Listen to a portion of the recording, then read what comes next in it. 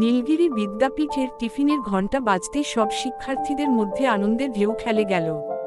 ঝলমলে দুপুরে স্কুলমাঠ পরিণত হলো এক খুশির মেলায়। কেউ মাঠে ছুটোছুটি করছে, কেউ গোল হয়ে গল্প করছে, আবার কেউ বা টিফিনের খাবার ভাগাভাগি করে খাচ্ছে। সবার মুখে হাসি, চোখে আনন্দ। এমনই এক প্রাণবন্ত মুহূর্তে ক্লাস 7-এর দুই বান্ধবী রেনু আর সৃজিতার মধ্যে হঠাৎ করেই লেগে গেল তুমুল ঝগড়া।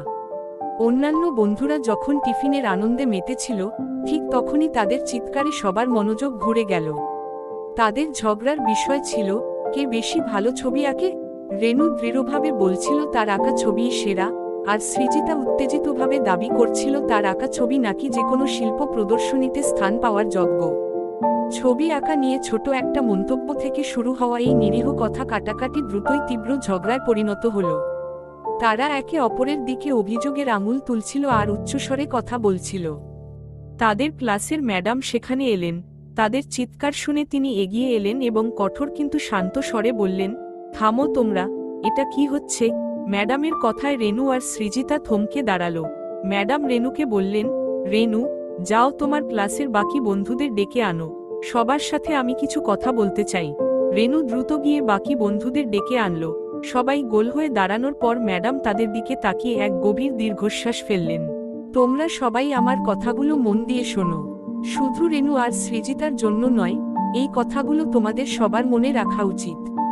শ্রদ্ধা ও সহনশীলতা, তোমরা সবাই মনে রাখবে, বন্ধুত্বের প্রথম এবং প্রধান শর্ত হলো একে অপরের প্রতি শ্রদ্ধা রাখা।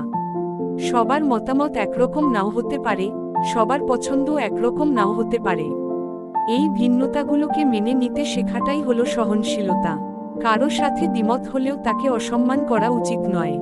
যোগাযোগ ও বোঝাপড়া, যখন কোনো সমস্যা হয় তখন চিৎকার না করে বা ঝগড়া না করে নিজেদের মধ্যে কথা বলো। একে অপরের কথা মনোযোগ দিয়ে শোনো। খোলামেলা যোগাযোগ অনেক ভুল বোঝাবুঝি দূর করে দেয় এবং বোঝাপড়া বাড়ায়। সহানুভূতি ও সহযোগিতা, তোমাদের মনে রাখতে হবে, তোমরা সবাই এক পরিবারের মতো। কারো দুঃখ কষ্টে তার পাশে দাঁড়াবে, বিপদে সহানুভূতি দেখাবে এবং একে অপরকে সহযোগিতা করবে। এটাই সত্যিকারের বন্ধুত্বের লক্ষণ। ম্যাডামের কথাগুলো শুনে রেনু আর সৃজিতার চোখ খুলে গেল। তারা নিজেদের ভুলের জন্য অনুতপ্ত হলো এবং একে অপরের কাছে ক্ষমা চাইল। ক্লাসের অন্য শিক্ষার্থীরাও ম্যাডামের উপদেশগুলো মন দিয়ে শুনল এবং বুঝতে পারল যে বন্ধুত্বে ঝগড়া নয়, বরং বোঝাপড়া আর ভালোবাসাই আসল।